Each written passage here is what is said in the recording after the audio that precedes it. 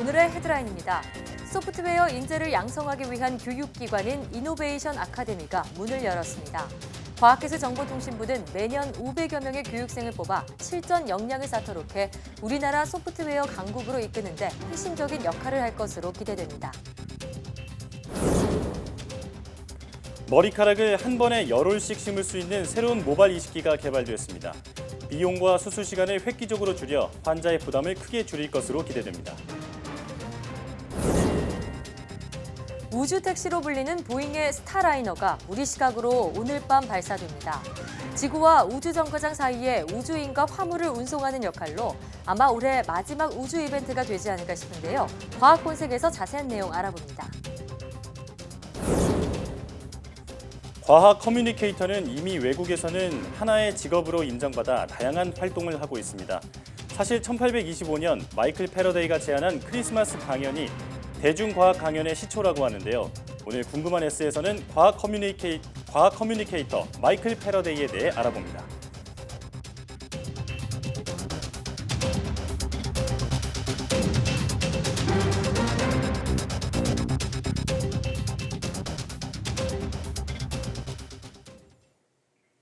시청자 여러분 안녕하십니까?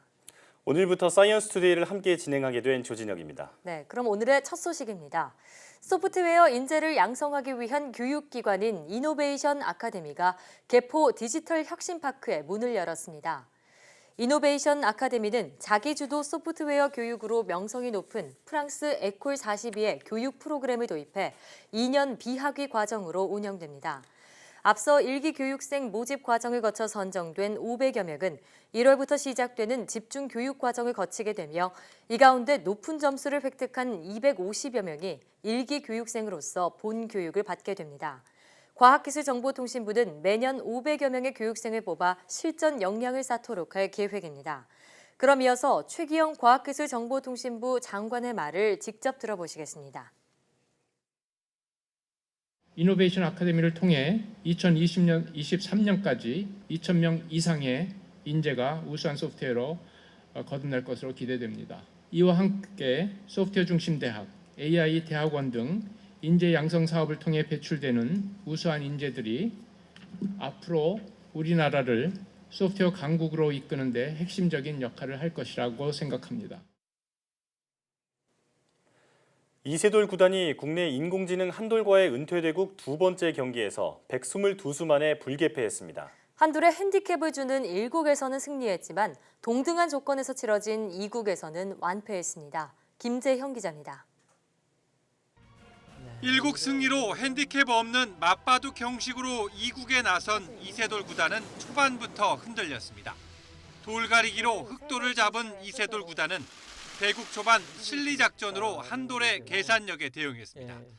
하지만 중반 초입 자상귀 접전에서 실수가 나오며 형세는 이세돌 구단에게 불리해졌습니다. 이세돌 구단의 실수를 놓치지 않은 한돌은 불과 40여 수를 넘기며 판세를 압도했습니다. 한돌의 승률 그래프는 90% 가까이 자신의 승리를 예상했습니다. 이세돌 구단은 특유의 흔들기로 반전을 노렸지만 한돌의 수비는 조금의 흔들림도 없었습니다. 결국 비교적 이른 시기인 122수 만에 이세돌 구단은 돌을 던지며 패배를 선언했습니다. 이세돌 다운바둑을 두고 싶었는데 초반에 좀 아마 그 변으로 미는 순간부터는 좀 그렇게 뭔가 판을 짜나기가 너무 어려워가지고요. 너무 쉬운 데서 그냥 어이없는 실수가 나와서. 이로써 한돌은 국내 최정상급 프로기사와의 맞바둑 대결에서 6전 전승을 이어갔습니다. 알파고 이후 빠른 속도로 인간의 바둑을 점령한 인공지능의 위력이 다시 한번 느껴진 순간입니다. 특별히 기분이 어떨까요? 아까 그런보다 좀 좋은 수가 났으면 좋았을 건데 그런 말이 좀 1승 1패로 맞선 가운데 이세돌 구단은 오는 21일 고향인 전남 신안에서 마지막 고별전을 치릅니다. 1국과 같은 젖바둑 형식으로 이세돌 구단이 흙을 잡고 2점을 먼저 깔고 시작합니다. 이기는 바둑보다는 조금 더 진짜 마지막이니만큼 이세돌답게 바둑을 두도록 그것이 더 맞지 않을까. 유년 시절 바둑을 처음 배운 고향으로 돌아가 치열했던 승부사 인생을 마무리한다는 점에서 이세돌 구단의 마지막 3국은 특별함을 더합니다. YTN 김지영입니다. 과학기술계 원로들이 탈원전 에너지 정책을 재검토해야 한다고 주장했습니다. 김우식 전 부총리 겸 과학기술부 장관과 김명자 한국과학기술단체 총연합회 회장 등 과학기술계 원로 13명은 한국원자력안전아카데미가 주최한 간담회에 참석해 현 정부의 탈원전 중심 에너지 전환 정책 추진을 재검토해야 한다는 내용의 건의문을 문재인 대통령에게 전달하기로 의견을 모았습니다. 이들은 건의문에서 글로벌 기후변화 위기 해소 차원에서 선진국들도 원자력을 가장 현실적인 해결책으로 다시 채택해 나가고 있고 개발도상국도 원전 건설을 확대해 나가고 있다며 탈원전 중심의 에너지 전환 정책이 미래지향적으로 수정될 수 있도록 재검토해 주시기 바란다고 밝혔습니다.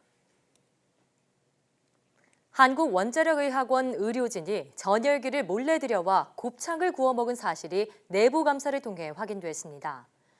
원자력의학원 감사실이 공시한 보고서를 보면 지난해 의학원 의사와 간호사 등 6명이 초음파 검사실에서 곱창을 조리해 먹은 것으로 드러났습니다. 이들은 곱창을 먹을 당시 순찰자에게 적발됐지만 특별한 조치를 받지 않았던 것으로 확인됐습니다. 의학원은 소방시설법과 내부 안전보건관리 규정에 따라 허가 없이 전열기를 쓰거나 음식을 조리해 먹는 것을 금지하고 있습니다. 이 밖에 감사실은 의학원 예산으로 구매한 2억 2,500만 원 상당 순금의 사용 기록이 없다는 것을 확인하고 전 치과과장이 이를 빼돌린 정황도 포착했습니다. 감사실은 관련 혐의에 대해 수사를 의뢰하고 이 재료비를 모두 회수할 것을 김미숙 원자력의학원장에게 요구했습니다.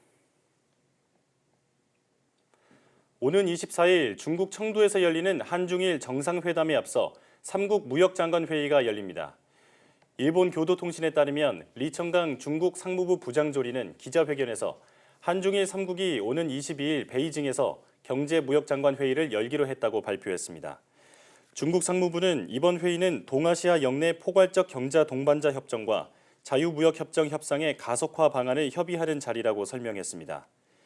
이번 회의는 한국에선 성윤모 산업통상자원부 장관, 중국에선 중산 상무부장, 일본에선 가지야마 히로시 경제산업상이 참석할 예정입니다.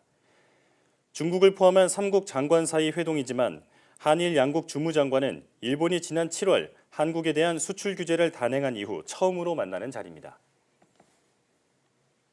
물 위의 무인 선박 기술이 도로 위의 자율주행차 못지않게 빠르게 발전하고 있습니다. 해경특공대와 합동으로 불법 어선 단속까지 할 정도인데요. 경상남도와 창원시 등이 무인 선박 기술 발전을 위해 힘을 합치기로 했습니다. 박종혁 기자가 보도합니다. 가상의 중국 불법 어선이 나타나자 자율주행 무인 선박이 출동합니다.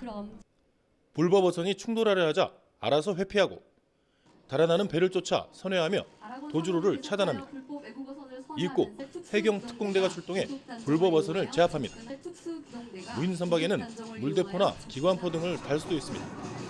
해경의 인명 피해 가능성을 최대한 낮춰 불법 어선을 검거할 수 있다는 얘기입니다. 이제 물대포라든가 다양한 임무 장비를 탑재를 해서 훨씬 더 고도의 불법 선박을 단속하는 그런 기능으로 확대 개발할 예정입니다. 이런 무인 선박 개발을 위해 정부는 경상남도를 무인 선박 규제자유 특구로 지정했고 내년부터 본격적으로 사업이 시작됩니다.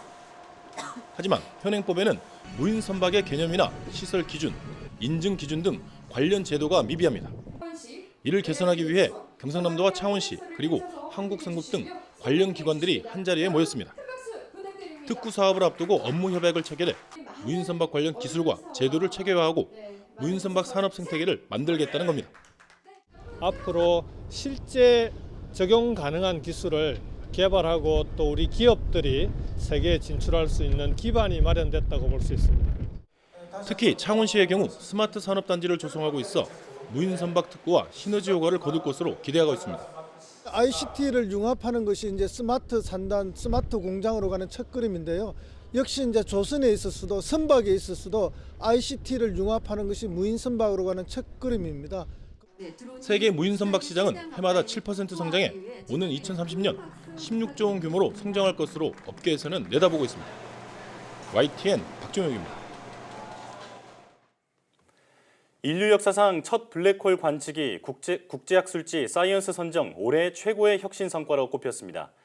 지난 4월 공개된 블랙홀 관측 성과는 한국천문연구원을 비롯해 200명의 과학자로 구성된 프로젝트 팀이 지구에서 5,500만 광년 떨어진 거대 은하 M87의 중심부를 촬영한 겁니다. 이어 미국 항공우주국 나사의 뉴 호라이즌 우주선이 올해 초 촬영한 눈사람 모형의 천체 아로코스와 이스라엘 연구진이 복원한 고대 인류 데니소바인의 얼굴 등도 올해 혁신 성과로 선정됐습니다.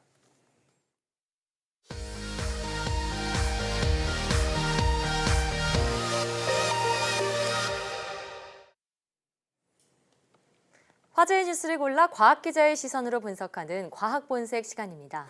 오늘은 이성규 기자와 함께하겠습니다. 안녕하세요. 오늘은 어떤 걸 알아볼까요? 올해도 며칠 안 남았는데요. 아마도 올해 마지막 우주 이벤트가 될 것 같은데 이 우주 택시로 불리는 보잉의 스타라이너 우주선이 우리 시각으로 오늘 저녁 발사될 예정입니다. 네. 이 소식부터 살펴보도록 하겠습니다. 네, 자, 보잉 하면은 미국의 대표적인 민간 항공 우주 기업이죠. 이 보잉의 우주 산업이 전환점을 맞이했다 이렇게 평가받고 있는 스타라이너 어떤 우주선인가요? 아까 이제 우주 택시라고 설명드렸잖아요. 예. 우리가 이제 택시라고 하면은 지상에서 우리가 가고 싶은 데를 이동하는 대표적인 교통수단이잖아요. 네. 이 우주 택시라고 하면 이제 우주의 어느 공간을 가는데 쓰이는 아마 교통수단일 텐데 예. 과연 어느 곳을 가는데 쓰이는 걸까요? 글쎄요. 아무래도 가장 가까운 천체가 네. 달이다 보니까 저는 달이 아닐까 생각은 드는데 네. 비용이 좀 많이 들 것 같아서 그쵸. 아무래도 하늘에 떠 있는 국제 우주 정거장이 아닐까요? 네, 이제 국제 우주 정거장을 오가는 용도로 쓰일 예정인데요. 이 그렇군요. 스타라이너 우주 택시는 예. 이 보잉 스타라이너는 이제 지구와 우주 정거장 사이에서 우주인을 나르거나 이제 화물을 운송하는 그런 역할을 할 예정입니다. 예. 이 지구에서 우주정까지 뭐 택시를 타고 간다고 하면은 굉장히 흥미로운 일인데 지금은 이제 우주인을 나르는데 이용이 되지만 앞으로 이제 민간인들을 우주 정거장에 이제 관광용으로 실어 나르는데도 사용될 것으로 기대되고 있습니다. 그렇군요. 아니, 지구에서 가장 비싼 택시가 되지 않을까 싶은데 이 지구와 우주 정거장을 오가는 교통수단 하면은 우주 왕복선이 또 있잖아요. 그렇죠. 예전에 이제 우주 왕복선 프로그램을 미국 나사가 운영을 했었죠. 예. 이 스타라이너와의 우주 왕복선은 굉장히 밀접한 관련이 있는데요. 네. 이 우주 왕복선은 앞서 두 번의 우주 왕복선 폭발 사고와 이 우주 왕복선의 비용이 너무 크다는 그런 문제 때문에 네. 미국 내에서 여론이 별로 안 좋아졌어요. 예. 그래서 2011년 미국은 이제 자국의 모든 우주 왕복선 프로그램을 다 이제 퇴역을 했죠. 그렇군요. 이제 2011년부터 미국은 미국 우주인을 미국의 로켓으로 보내지 않고 그 당시 이제 러시아의 소유주 우주선 러시아요. 이용해서 이제 보내고 있어요. 지금까지 그렇게 이용하고 있는데 네. 이러다 보니까 이제 미국 내에서 이제 비판적인 또 여론이 생성이 된 거죠. 왜 미국 우주인을 미국 우주선을 통해서 보내지 않고 러시아 우주선을 타고 보내느냐. 네. 이제 그런 비판적인 또 여론이 생기면서 이런 우주 택시라는 어떤 개념이 등장하게 된 겁니다. 예. 그렇군요. 자, 아무래도 미국과 러시아가 우주 기술 분야에서는 막강한 라이벌이기 때문에 네. 이런 자존심 문제까지 번지지 않았나 싶은데요. 네. 자연스럽게 미국 우주인을 미국 우주선으로 우주에 보내자는 여론이 형성이 됐을 것 같습니다. 나사가 이것 때문에 좀 골머리가 아팠을 것 같은데요. 처음에 이제 나사가 생각한 것은 우주 왕복선을 퇴역을 시켰잖아요. 네. 그럼 다시 우주 왕복선을 부활을 시켜서 자기네들이 직접 이런 로켓을 운영을 할 것이냐, 아니면 이제 뭐 민간 우주 기업에 이걸 위탁을 맡길 것이냐, 뭐 이런 고민을 했었겠죠. 예. 네. 그런데 이제 만약에 우주 왕복선 같은 것을 다시 운영한다고 한다면 그 로켓 비용뿐만 아니라 운영 비용까지 들잖아요. 나사가 아마도 그런 예산 절감 차원에서 네. 민간 위탁 기업에게 위탁을 하는 민간 우주 기업에 위탁하는 방안을 고려한 거 아닌가 이제 그렇게 예상을 할 수 있고요. 예. 2014년 미국의 이제 두 업체가 이 나사와 계약을 체결하게 되죠. 네. 그 중에 하나가 이제 보잉이고 나머지 하나가 이제 스페이스X인 거죠. 네. 자, 그러면 보잉의 스타라이너와 스페이스X의 드래곤 우주선이 그렇게 해서 시작이 됐다 이렇게 볼 수 있겠군요. 그렇죠. 이제 보잉은 스타라이너를 개발을 했고 스페이스X는 이제 드래곤이라는 우주선을 개발을 했는데 네. 이제 출발은 스페이스X가 먼저 했어요. 그래서 예. 올해 3월 초에 스페이스X는 그 드래곤 우주선을 시험 발사에 성공을 했죠. 네. 이때는 이제 우주인이 직접 탑승한 것은 아니고 이제 우주인과 비슷한 마네킹, 우리가 더미라고 부르는데 예. 그 더미를 태운 드래곤 우주선을 발사를 해서 실제 국제 우주 정거장의 도킹까지 성공을 했었죠. 그렇군요. 스페이스X가 지난 3월에 발사가 됐다면 이제 네. 스타라이너 우주선의 예정 일자도 좀 궁금한데요. 원래 스타라이너 우주선도 5월쯤에 발사가 됐어야 됐는데 예. 이게 이제 계속 일정이 미뤄지면서 이제 오늘 결국 시험 발사에 나서게 된 거거든요. 예, 20일이요. 네, 스타라이너도 이제 그 더미를 실어서 실제 우주인이 탑승하진 않고 더미를 실은 채로 이제 국제 우주 정거장으로 발사가 될 예정입니다. 그렇군요. 자, 그러면 계속해서 그 이후의 향후 일정도 소개해 주시죠. 일단 이제 발사를 하게 되면 발사 25시간 뒤에 우주 정거장과 도킹을 하게 되고요. 네. 7일 동안 도킹한 상태로 우주 정거장에 머물게 돼요. 그 이후에 이제 다시 지구로 귀환하게 되는데 지금 예상하기로는 발사가 이제 오늘 저녁에 이루어진다면은 예. 12월 28일 정도에 지구를 귀환을 하게 되는데 뉴멕시코 사막으로 귀환할 예정입니다. 그렇군요. 자, 이번 발사가 성공을 하면은 내년에는 우주 비행사를 실제로 태우고 다시 한번 임무에도 도전한다고 하니까요. 꼭 발사가 성공하기를 기대해 보겠습니다. 또 보잉의 스타라이너 얘기를 듣다 보니까 앞서 살펴본 이 스페이스X의 민간 우주 기업 중 이 드래곤 우주선이 또 떠오릅니다. 둘은 어떤 차이가 있나요? 그러니까 이 드래곤과 이 스타라이너는 모두 다 우주 택시가 목적인데요. 예. 탑승 인원은 두 개 다 모두 이제 최대 7명까지 탑승할 수가 있고요. 네. 차이점은 이 스타라이너는 ULA의 그 아틀라스 5 로켓을 이용해서 발사가 되고 네. 이 스페이스X는 그 자사의 그 패컨 9 로켓에 실려서 드래곤을 발사하는 거죠. 예. 이 ULA는 이 유나이티드 론치 얼라이언스라는 회사인데 미국의 그 보잉과 로키드 마틴이 합작해서 만든 로켓 전문 회사입니다. 그렇군요. 그리고 좀 몇 가지 차이점이 있는데요. 이 스페이스X는 이제 지구에 귀환할 때 이 드래곤은 그 바다로 귀환을 해요. 예. 네. 근데 바다에서 이제 바지선을 띄워놓고 착륙을 시키는 방식이고 대신에 이 스타라이너 우주선은 그 지상으로 복귀를 하는데 이번에 이제 그 뉴멕시코 사막으로 복귀를 하게 되는 거죠. 착륙 지점이 다르네요. 네, 착륙 시점이 다른 뭐 여러 가지가 있겠지만 네. 얼핏 드는 생각은 두 회사가 라이벌 회사니까 한 회사가 바다로 가니까 우리는 그럼 육지로 가겠다. 뭐 이런 전략을 구사한 거 아닌가. 뭐 그런 관측도 나오고 있습니다. 그렇군요. 자, 말씀을 들어보니까 비슷하면서도 다른 것 같은데 네. 지금 사실 제가 가장 궁금한 게 저희도 한번 타볼 수 있을까라는 생각이 지금 민간인은 네. 탈 수가 없죠. 아, 지금은요? 그런가요? 혹시 네. 비용은 얼마나 될까요? 그러니까 이게 이제 비용이 굉장히 큰 문제일 텐데 지금은 이제 이게 초기 단계이기 때문에 굉장히 비싸요. 이제 그 나사하고 스페이스X 이 보잉이 각각 계약을 체결한 게 2014년도인데 네. 그 당시에 이제 스페이스X는 한 3조 원 정도, 보잉은 한 5조 원 정도의 계약을 체결을 했어요. 그렇군요. 이제 그리고 나서 이제 그 우주 택시를 계속 개발하기 시작을 해서 이제 올해 막 시험 발사를 한 거잖아요. 그래서 이제 1인당 탑승 비용을 따져 보면은 예. 스타라이너가 한 1,000억 정도가 넘고요, 우리 돈으로. 1,000억 원이요? 네, 1,000억이 넘어요. 어마어마한 한 비용이에요. 명이 타는데. 네. 최대 7명이 탈 수 있다 그랬잖아요. 예. 그 모두가 다 타면 한 7,000억 정도가 든다고 봐야 되겠죠. 네. 탑승 비용만 탑승 그만큼 비용이. 든다는 그렇죠. 그러니까 탑승 비용이라는 게 이제 타가지고 실제로 우주선까지 가고 다시 지구로 돌아오는 네. 그 비용까지 포함을 한 거죠. 그다음에 드래곤 X, 그 스페이스X의 드래곤이 이보다 조금 더 싸가지고 예. 한 600억이 좀 넘어요. 어. 그래서 1,000억이냐 600억이냐 그 선택의 기로에 있는 건데 네. 이전에 그 러시아의 소유주 우주선을 이용했다 그랬잖아요. 네. 이때는 또 900억이 좀 넘었어요. 아, 그래요. 예. 그러니까 이제 스페이스X는 소유주는 좀 싼 거고 보잉은 소유주가 좀 비싼 거다. 그러네요. 이렇게 볼 수가 있습니다. 네, 뭐 스페이스X의 드래곤이 가장 저렴하다고는 하지만 1인당 탑승 비용이 600억 원이라고 하니까 어마어마한 비용이죠. 그러게 말이에요. 가시기는 힘들겠어요. 아, 제 생에 근데 앞으로는 점점 더 비용이 낮아지겠죠. 앞으로는요. 이게 지금 초기 단계가 비싼 거고. 그러면은 상용화가 되어야 할 텐데 언제쯤 상용화를 예상하시나요? 이 원래 두 회사의 상용화 목표는 내년이거든요. 예. 그래서 올해 이제 모든 테스트를 마무리한다 이런 계획이었는데 예. 그래서 3월 달에 그 드래곤은 한번 갔다 왔잖아요. 그렇죠. 그리고 나서 이 탈출 시스템이란 거를 통과해야 되는데 아직 그걸 통과를 못했어요. 네. 그다음에 이제 스타라이너는 이제 막 그 더미 테스트를 하니까 그렇죠. 이게 일단 성공을 해야 되고 그 이후에 또 탈출 시스템 성공을 해야 되는데 예. 그러니까 두 기업 모두 2020년이 목표이지만은 아, 언제부터 우리가 상용 서비스 할 수 있을지는 확신을 못하는 거예요. 그러네요. 그러니까 나사와 보잉 같은 경우에는 이제 오늘 발사인 요거를 좀 지켜보고 나서 향후 일정을 개선을 하겠죠. 이렇게 되면은 네. 언제쯤 가능할지. 그래서 이 사실은 이제 러시아와의 그 계약이 만료가 다 왔기 때문에 이 나사가 이제 내년에 한 차례 더 뭐 러시아 걸 쏘겠다 해서 그 다시 한번 계약을 체결을 했죠. 네. 그렇군요. 자, 아무래도 2020년에 네. 좀 상용화를 목표로 하고는 있다 하지만 조금은 불확실하다라고 말씀을 해주셨는데 네. 그래도 이제 며칠 뒤면 2020년이다 보니까 그러니까요. 네, 우주 시대가 좀 다가오는 게 피부로 느껴지는 것 같습니다. 그렇습니다. 자, 보잉의 스타라이너 소식은 여기까지 정리하고요. 다음은 어떤 소식인가요?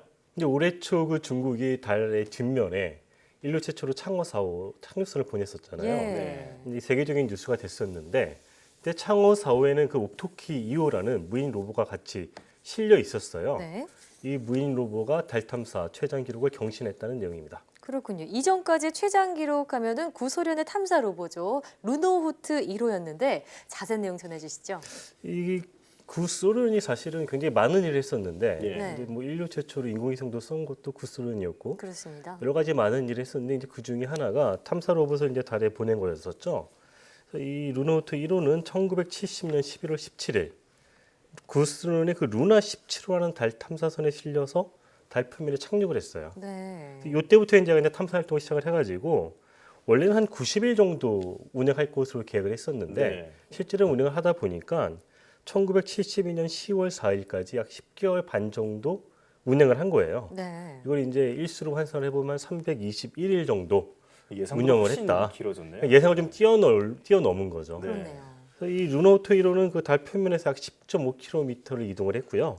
2만 장이 넘는 그 TV 사진을 지구에 전송을 하는 그런 성과도 냈습니다. 오. 이 위투2호, 그러니까 위투2호는 그 옥토키 2호를 이제 중국어로 발음하면 위투가 되거든요. 예. 네. 위투5는 올해 1월 3일 날 착륙한 이후부터 현재까지 달 표면에서 작동을 하고 있습니다. 예. 그래서 위투5는 340일이 넘게 현재까지 활동하고 있는 셈이고요. 그래서 이 루나호트 1호의 그 활동 기록을 깼다. 뛰어넘었네요. 이제 그렇게 우리가 평가를 하는 건데 예. 다만 이제 이동 거리는 아직 350m 정도라서 루나호트 1호에 비하면 좀 굉장히 짧다. 그러네요. 이렇게 나오고 있습니다. 네. 그렇군요. 네. 이 옥토키 2호의 어떤 그 달 탐사 최장 기록은 이 무인 로봇에 국한되어 있는데요. 사실은 그 미국 나사의 달 궤도선 루나 르넥산스가 2009년 6월에 발사한 이후 현재까지 들고 있으니까 사실은 이 어떤 달 탐사 전체로 보면은 이 르네상스가 최장 기록을 가지고 있다 이렇게 볼 수가 있습니다. 그렇군요. 자, 이제는 우주 강국에서는 중국을 빼놓을 수가 없는 네, 맞습니다. 상황이 된 것 같은데요. 중국의 다른 우주 탐사 계획도 궁금합니다. 중국이 굉장히 지금 왕성한 우주 활동을 하고 있죠. 그래서 올해 초에 이제 창어 4호를 보냈었는데 근데 내년에는 창어 5호를 보내겠다 이런 계획을 가지고 있어요. 예. 이 창어 5호의 임무는 달에서 이제 시료를 채취해서 지구에 가지고 오겠다. 아. 이제 그런 지구 귀환 계획을 가지고 있습니다. 그렇군요. 네, 현재까지 달에서 뭐 시료를 가지고 온다는 미국밖에 없죠. 네. 아폴로밖에는. 계속해서 그런 각국의 우주 경쟁이 내년에는 더더욱 치열해지지 않을까 싶은데 흥미로운 소식 계속해서 본색을 통해서 전해주시기 바랍니다. 오늘 말씀 잘 들었습니다.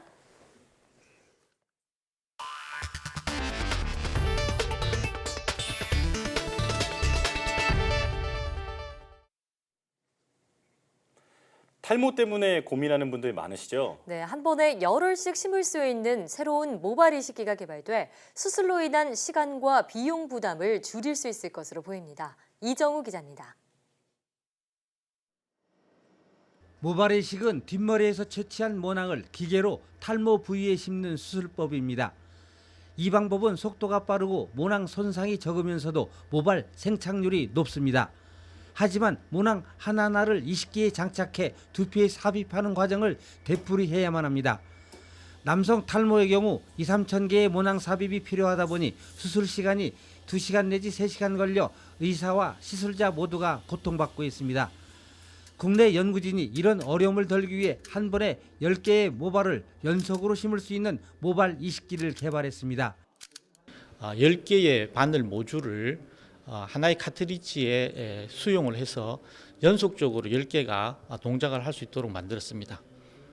모낭을 이식할 때마다 리볼버 권총처럼 카트리지가 자동으로 회전하며 모낭을 이식하는 방법입니다. 모터 같은 별도 전기장치 없이도 바늘을 공급해 시술과 장비 안정성을 높였습니다. 이 기술은 기존 모발 이식기와 똑같은 방법으로 시간을 대폭 줄일 수 있어 환자와 의사의 부담을 크게 줄일 수 있을 것으로 보입니다. 이 기술은 경북대병원 모발 이식센터에서 임상시험을 성공적으로 마쳤고 국내 기업에 이전돼 의료기기 제조 인증과 미국 FDA 등록을 마쳐 상용화에 들어갔습니다. 식모 시간을 1시간 정도 줄일 수 있어 환자들의 고통도 그만큼 감소하고 모낭이 체외에 있는 시간이 줄어들게 되므로 생착률에도 도움이 될 것으로 생각됩니다. 연발형 식모기는 지난 5월 대한모발 이식학회에 첫 선을 보인 뒤 지난 11월 태국에서 열린 국제 모발 이식학회를 통해 해외에도 소개됐습니다. YTN 이정우입니다. 안면인식 기술이 백인보다 유색인종을 대상으로 오류를 낼 확률이 훨씬 높다는 연구 결과가 나왔습니다. 미국 표준기술연구소는 안면인식 알고리즘 수십 개를 분석한 결과 아시아인과 흑인 등 유색인종을 대상으로 신원을 잘못 파악할 확률이 백인보다 100배 높다는 내용이 담긴 분석 보고서를 발간했습니다. 특히 일부 알고리즘의 경우 흑인 여성을 남성이라고 잘못 판단하는 경우가 35%에 달했습니다. 이에 대해 연구팀은 특정 인물을 다른 사람으로 인지하는 오류가 발생하면 심각한 문제를 초래할 수 있다고 우려했습니다. 한편 미국은 이미 공항과 국경, 은행 등에서 안면 인식을 도입하고 있습니다.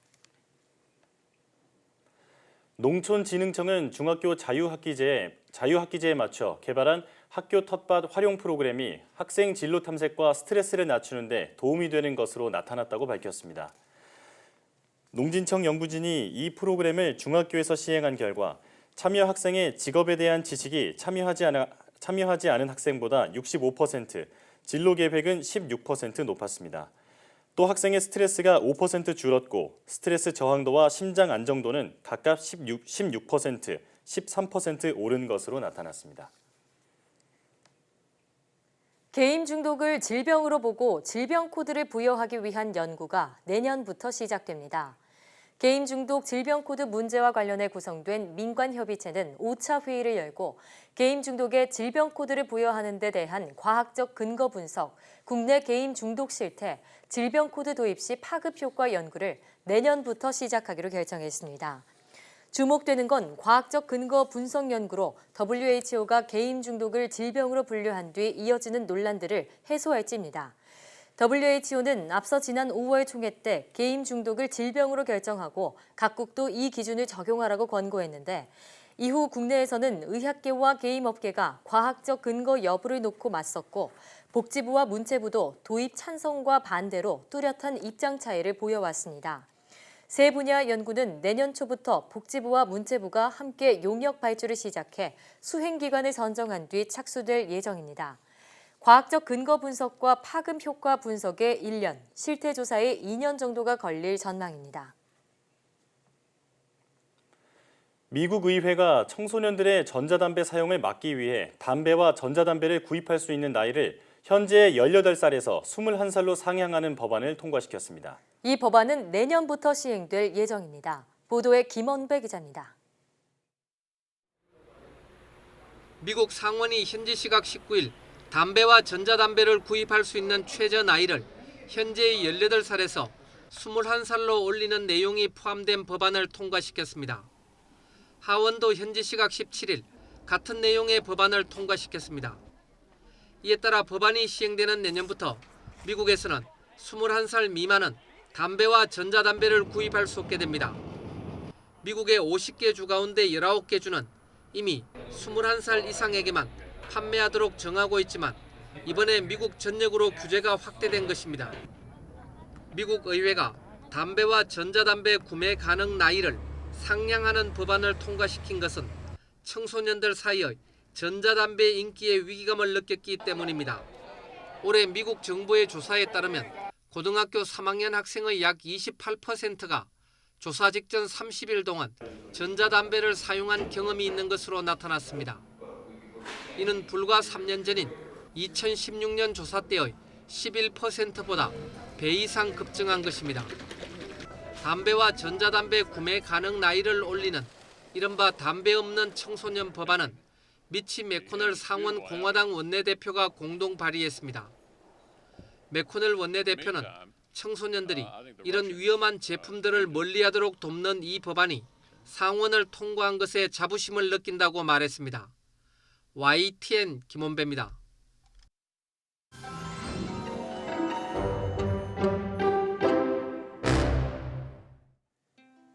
다채로운 과학 문화를 소개하는 과학산책 시간입니다. 오늘은 독특한 설정과 참신한 발상으로 제작된 공상과학 영화 한 편을 소개해드릴까 하는데요. 영화 트랜센던스입니다. 천재 과학자인 윌은 슈퍼컴퓨터 트랜센던스를 개발하다 기술의 발전은 인류의 멸망이라 주장하는 반과학단체의 공격으로 목숨을 잃게 됩니다. 아내 에블린은 윌의 뇌를 컴퓨터에 업로드시켜 그를 되살리는데요. 즉, 윌의 뇌가 그대로 슈퍼컴퓨터인 트랜센던스에게 옮겨졌고 윌은 가상 공간에서 복원된 것이죠. 세 개의 네트워크가 인터넷으로 연결된 공간에서 윌은 모든 서버에 접속하고 조종할 수 있는 능력을 갖추게 됩니다. 트랜센던스를 통해 초월적인 힘을 얻게 된 윌을 보며 에블린과 동료는 윌 본인의 자아인지 컴퓨터에 의존한 인공지능인지 헷갈리기 시작하는데요. 영화는 주로 윌이 신과 같은 존재로 변화하는 과정에 초점을 맞추지만 인간의 의식이란 무엇인지, 과학이 인간의 마음을 다룰 수 있는지 등 심오한 물음과 연관돼 있습니다. 이처럼 영화는 과학이 발전하면서 우리 사회가 겪게 되는 문제에 대해 각성할 계기를 마련합니다. 인공지능이 발달하면서 점차 공상과학 속 모습이 현실로 다가오는 요즘, 우리가 나아갈 방향에 대해 한 번쯤 고민해보는 건 어떨까요? 지금까지 과학산책이었습니다.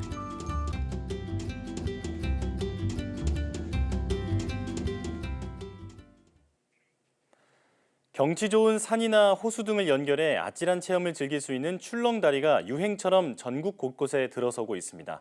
너무 많다 보니 지자체끼리 출혈 경쟁이 우려되는데요. 더 큰 문제는 설치와 안전관리에 관한 명확한 규정조차 없다는 겁니다. 송세혁 기자가 취재했습니다.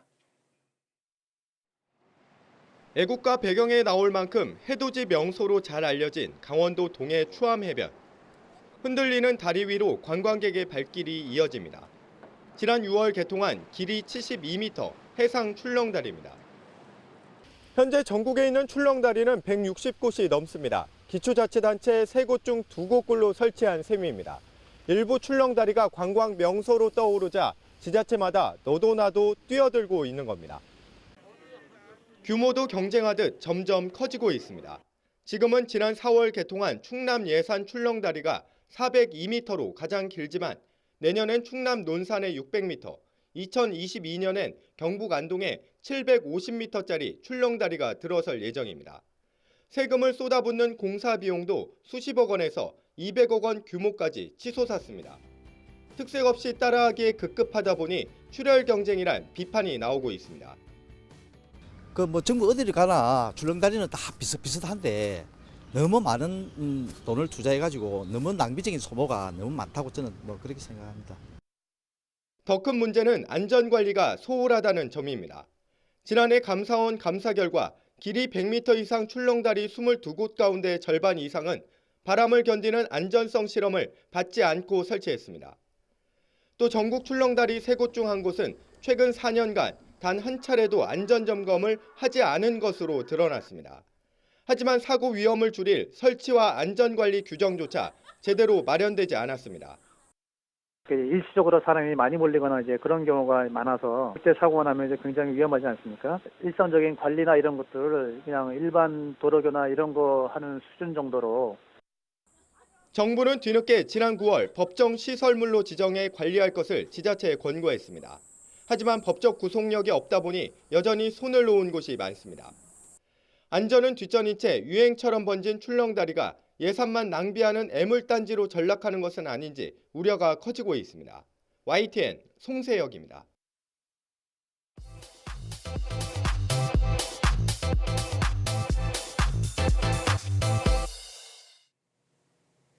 과학에 대한 모든 궁금증을 풀어주는 궁금한 S 시간입니다.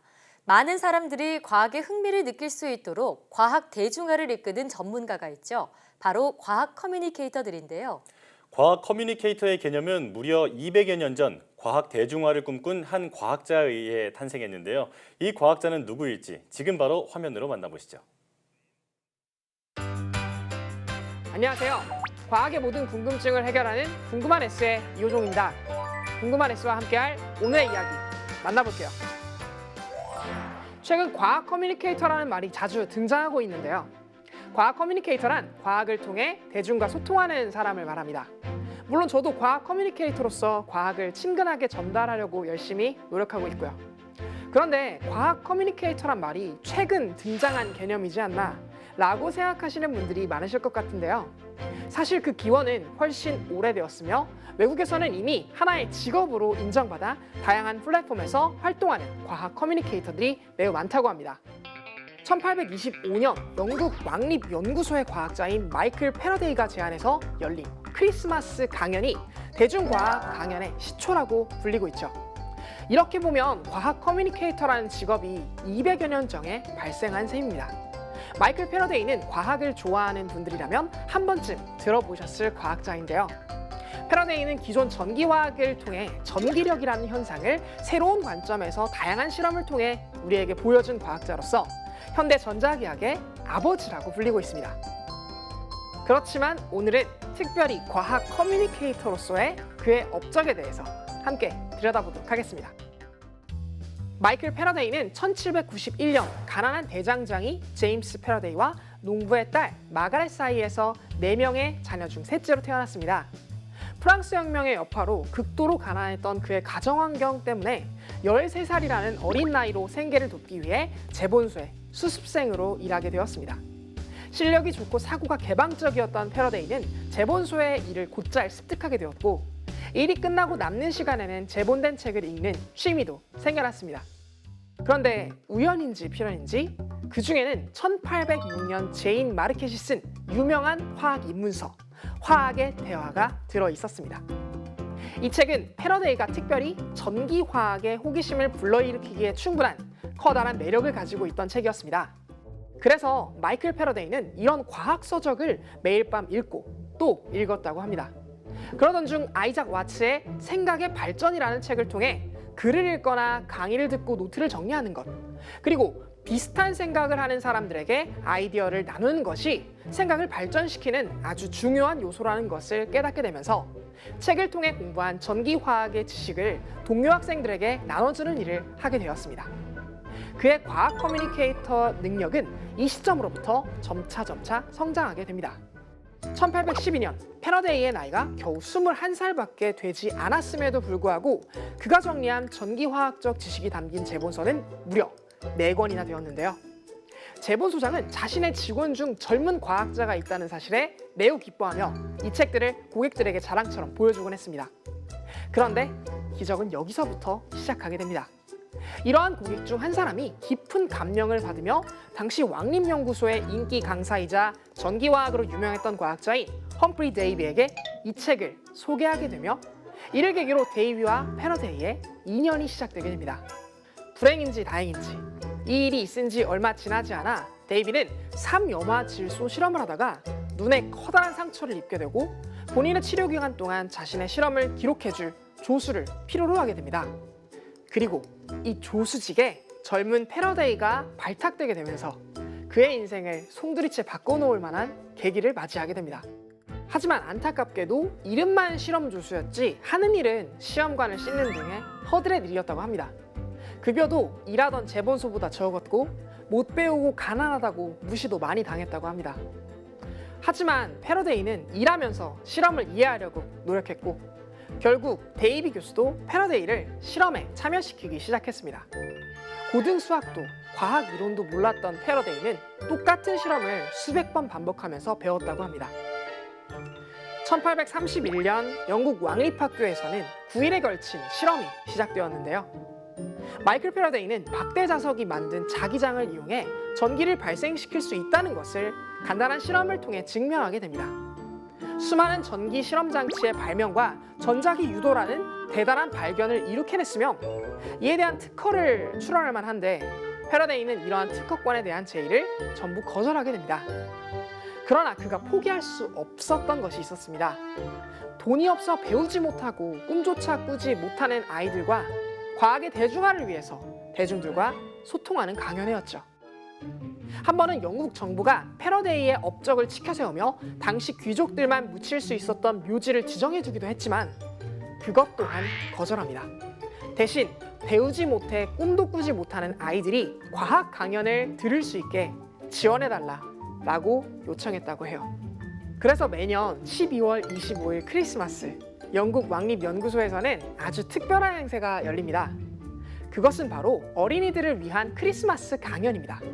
이 강연을 처음 시작한 것도 마이클 패러데이로 가난해서 배우지 못한 마치 유년 시절의 자신과 같은 아이들을 위해 패러데이는 이 강좌를 20번이나 진행했다고 합니다.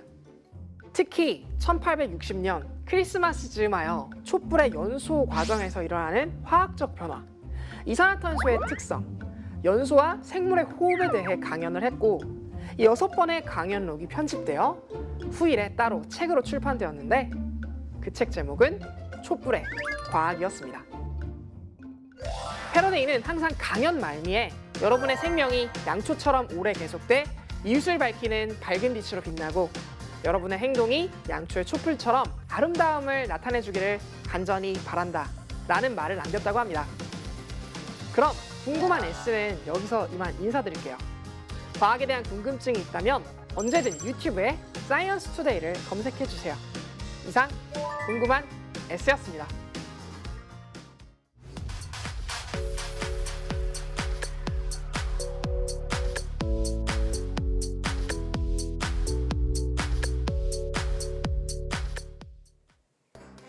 올해 4월 인류 역사상 처음으로 블랙홀의 모습이 공개될 수 있었던 건 사건의 지평선 망원경 덕분입니다.